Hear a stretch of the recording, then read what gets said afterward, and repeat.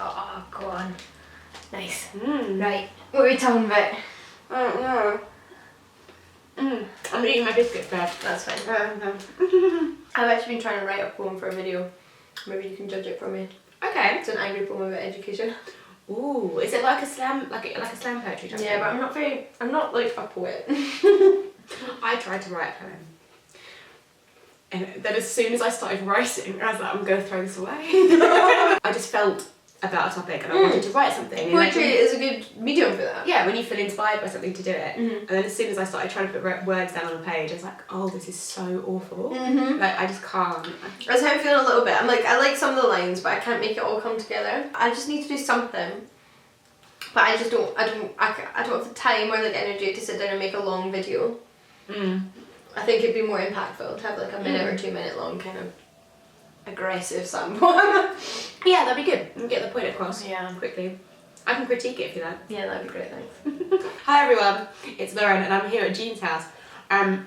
We've been filming for Book Break earlier today, which I will tag and you can go and watch it. We talked about literary fiction. It was a very interesting conversation. Yeah, it was. And now we're drinking Prosecco in the middle of the day, which was left over from Jean's birthday. And we're eating biscuits. I thought we just They're continue to new. film. They've not been in my house for like 3 weeks. Okay, that's good. So they've gone up. We thought we'd just have a chat. Yeah. Like, you know, cozy, fun chat times. If you were to write a book, what would it be about?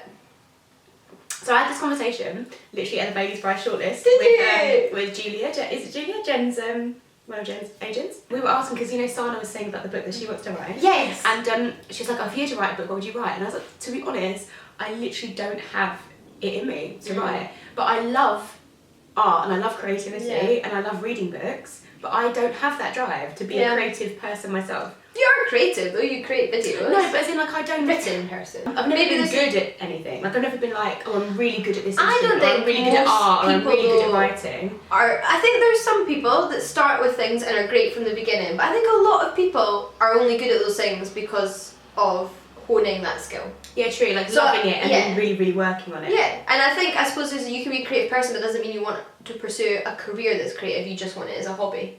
Maybe. I think there's quite a lot of like idealisation about the creative person. Like we think about a writer like slaving away, or like people who just have to make things. That's just what they're like, and they're so crazy and unorganised, and they have to make. Like I don't feel like that. And then that probably also puts people off if they try to write for the first time and aren't that amazing. They're like, if they're not naturally immediately amazing at it, they think it's not for them. We wouldn't say if you're not born speaking, you're not good at speaking. Like you learn to speak. I feel like that's my opinion on most things in life. I'm not saying there's things you can't, like I'm sure there's things I couldn't learn to do. That's fine, but like, and you might have an aptitude for things and you might have a preference for things, but I think you can learn skills that you aren't necessarily good at the beginning. Yeah, okay. That's my opinion. Yeah, no, I think you can always learn stuff. If you can learn a skill, but then there's a difference between having a skill. You know, like I'd love to be an author. Like I'd love to be J.K. Rowling, but I haven't had J.K. Rowling's ideas. So how could I do that? There's not an idea sitting in your head thinking, I need to write this down. There's nothing in me that wants to come out. What would you write?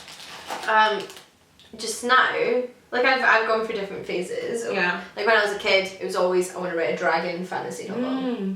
That was what I wanted to write. Now, it would be a retelling of a Greek myth. But I'm just so immersed in like the study of classics and the study of ancient history that because I'm constantly faced by these myths, I think it's hard not to have your own interpretation of how you would almost repaint that myth, and I would love to do that. My thing I would like to do is a Medea from the beginning to the end of her story. You've got Euripides, who tells the part of her life where Jason leaves her and she kills the children. You've got Apollonius of Rhodes that tells the version of her life where she meets Jason and helps him steal the golden fleece. Blah, blah, blah, blah. I would just like a novel from like Medea before Jason to Medea and her second husband, who's the king of Athens. Would you write non-fiction? It's weird when people say, would you write non-fiction? Because that's what I'm doing. Yeah. For my PhD, I am essentially writing a piece of non-fiction, but I suppose there's, maybe when people say that they mean more like a non-fiction mainstream consumer non-fiction than a like historical monograph. Yeah. I think maybe actually now in my life that's something I would enjoy more as well, non-fiction writing. Like I hope my PhD gets published. That would be my goal. So look forward to the politicisation of sexual assault in 4th century Athens coming to you in the 2020s. This would be weird, but later on, like in the century, we'll be like, oh, back in the 20s. We'll be like, which 20s? Oh like, my god. I suppose so. We just never think of like the 1820s as being the 20s. No. Well, we stopped thinking of the 1920s as being the 20s. I remember like my school did a time capsule, like in the millennium. Yeah, it was like 2000, and they're like, oh, we'll put this down, and then in 2050 or something. I can't remember what they said. They were like, we'll invite all of you back. So I'm waiting for my phone call from my primary school to go back and open this time capsule. I don't remember what was in it, but I do remember that they put a pair of like inline skates in there. I'm sure they put roller skates in there. But were they really big in 2000? I don't think I ever had roller skates. Is more actually the issue. I had some Barbie roller skates. No. I just didn't like dangerous wheeled things. I didn't ride a bike either. After the stabilizer phase, my dad was like, right, let's learn to do it without stabilizers. And I was like, no. We went out once and I was like, nah. I'm alright. Let's go to the museum instead. You went to museums and stuff as a kid, or like yeah. But then I lived in London. But what did you do in them? What do you mean? What did I do in them? Well, so when I looked at stuff.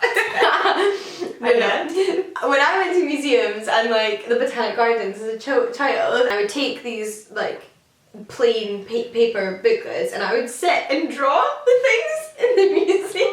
You're like, really? That's really cute. I thought you were going to say really sad. No, because I've seen people do that. Yeah, so like like galleries. Yeah, so it's like a little child. I would just sit down in front of like the statue or the stuffed animal or the plant and draw them. I regularly went to the mining museum. Oh. It's one in Newton Grange you want to go to, because so it basically, you start at the top of the building, you work your way down and you go through all of the like history of mining, there's like exhibitions and stuff, and then you go to this big room where you like do things like build bridges and like kind of like the science museum, and then you get taken into the old mines. Oh, I literally spent my 10th birthday there. Wow. I was like, I want to go back to the mining museum. I was obsessed with it so much. The best museum I've ever visited is in the Lake District. Yeah. And I remember when we were kids, like, I think it was because it rains a lot there, and we were up there on holiday, and we obviously couldn't go outside. So my parents were like, we'll go to the museum. We're going to go to the pencil museum. Oh, that. There's a pencil museum. There's a pencil museum because that's where graphite was found in like But I just had such a vivid memory of my dad being like, when we go there, you're going to be able to see the world's biggest pencil. And in my head, I imagined it to be like a mile long. I was like, the world's biggest pencil, and we got there. And it's like 6 foot high. Like it's like not even as big as my dad. There's a picture of me in front of this pencil. It's like. That's funny actually. I swear like I got all of my information about mining from this mining museum, yet my dad was a miner. Did he just never tell me anything? I don't remember him ever explaining to me how the mines work. Yeah, but you probably wouldn't have asked him or listened to him, because if you're a kid, you're like, oh, but you don't. If your parents try and tell you stuff, it's like, shush, aren't you? And you're like, 8. You don't really. You'd learn more in a museum environment probably. Sometimes do you ever just wish your parents kind of are in the process of writing like their life story so that you could just read it one day? Yeah. That would be really nice. Like, what do you mean so you don't have to listen to it now? Well, when you want to, you can just read it back. Well, more like my mum's the kind of person that'll tell me stories and I really enjoy listening to them about her life. My dad's just more like, you'd have to really ask him before he would tell you. He doesn't just like proffer up information. Whereas it'd be nice to just read their whole life before you were there and everything. And then suddenly they do tell you a story and you're like, how did I never know this? Yeah, and you're like, oh my god, this gives me such a different perspective on my whole family. So my parents hadn't been dating for very long, like a couple of months, and it was Christmas. And I'd never heard the story from my dad's perspective. My mum had only ever told me, yeah, he bought me a dog. So basically, like my dad, for some reason, was with his mum and walked past a pet shop and thought, I've been dating this girl for a couple of months, go buy her a puppy. She'll love it. He gives his puppy and my mum's like, great, thanks. Mum hates animals. She'd only ever had one pet in her life, which was a tortoise that she killed after one day. Oh, I've so said this story. she wasn't really buzzing for this dog, but she's got this puppy and she shared this flat with like our really good family friend Linda, and this puppy just running around pooing everywhere, and they're like, oh my god, we can't deal with this. So she had to give the puppy back to my dad. Yeah, and then I didn't know, but at the same time, whilst she'd had the puppy, my dad had found a stray dog in a park and taken it into his home. Aww. And it was this old fat dog called Mojo. So he had Mojo and Jessie, and he'd bought Jessie, and he'd only had Mojo for a few weeks, so he was like, oh, we're going to have to give it back. I'm going to go and take it to, say, like, I found this stray, take it to the cat and dog home. And they, like, literally, like, quizzed him, like the FBI, because they were convinced that he was just trying to abandon his own dog and that he hadn't found it. So they were just like convinced this was just a dog he'd had for years and decided he didn't want anymore. My dad was telling us a story about his dad, because he used to live, he worked in the he used to work in the printers. Yeah. Or he used to like do print stuff. I don't know Yeah, what yeah. he used to do. And what they used to have on like back of cigarette packets and stuff was like loads of coupons. Oh, and everyone yeah. just like collect all their coupons and then go to a shop and be like, oh, I can exchange all these coupons for a toaster. And like, so we or whatever. That's like what people did in like the 60s. Yeah. And so my granddad was like, if you were like printing off all these coupons, like sometimes there'd be something wrong with the roll and we'd be like, oh well, we can't use these are just rubbish. So him and a load of guys there were like, oh, okay, don't worry, I'll take these. And they used to take all like the dodgy coupons. And my dad said one time he came home and his mum was there with like these policemen or whatever in the living room, and she was like smoking like and then she said to him, oh, can you go to the shop and get me like a pack of 50 cigarettes? And he was like, 50? You want 50? She's like, yeah, they'll get me 50. But she was trying to act like the reason they had so many coupons is because they smoked so much. And she was like, we all smoke, continue. That's brilliant. These are like the best, like those stories that make really great, like little BBC kind of like mini series about like people between like the 1950s and the 1980s. It's like little life stories. It's good to have good stories. Like I hope I have good stories to tell my children that are at least interesting to them when they're living. Yeah. Like our stories. When they're living. Oh, you know what I mean? Like, those are interesting stories because they're not really our lives now, but my stories might be interesting for my children because that's not their lives. Oh, exactly, because it's like, oh, society was slightly different and this is what you had to do. Exactly. You know what I did when I was a teenager? This is the most ridiculous thing ever. So I was sitting in history class one day eating a Milky Way because I loved a Milky Way in high school. Obviously. So I was eating my Milky Way and I was just like sitting with my friend, I was thinking, you know, this white stuff would make a really good like moulding substance, like you could make sculptures out of it a bit. So they took this really seriously, right? So then one day, so this is like when you're 14, you can't drink alcohol, you can't do anything, there's nowhere to go, there's nothing to do. So we went to Asda. I don't know if we caused trouble, but like, we went to Asda and we bought like 6 bags of like 25 Milky Ways or something, like got tons of Milky Ways. And we sat in a park in Portobello and peeled the chocolate off like 100 odd Milky Ways and then took the white stuff and made a sculpture. Oh my god, what was the sculpture of? A penis. At that point in our lives, genitalia was hilarious. Genitalia was hilarious at that age. It was. I remember. We went to China with the school and we used to, I remember like once we were like playing badminton, instead of like doing points, we were just doing like, every time we hit the shuttlecock, we would come up with different words for vagina. We were just like shouting, we were just like going, Quim! Quim? Is that a word for? Yeah. I've never heard that one before. Quim? Yeah. Quim. It doesn't. Wizard sleeve. It's another good one. Your face! Wizard sleeve, have you never heard that? If I am... Axe wound. There's lots of nasty ones. Oh, I've never heard any of these. So you should have been playing this game with me. I wasn't that crazy. I was talking to my friend the other day. Like, what we used to do, we used to bunk off school and go to the theatre. We didn't like, go and drink in the park. Amazing. We used to go up. Like actually, we didn't always bunk off. We used to bunk off so that we could go up into London to Leicester Square and buy the tickets, and then we'd go and watch, and then we'd go back to school, and we'd watch it that evening. Or I think maybe we did it on a Wednesday. We did games on a Wednesday, so we used to bunk off games and just. Was games PE? Yeah. Oh. Yeah. You called it games? Games, yeah. Oh.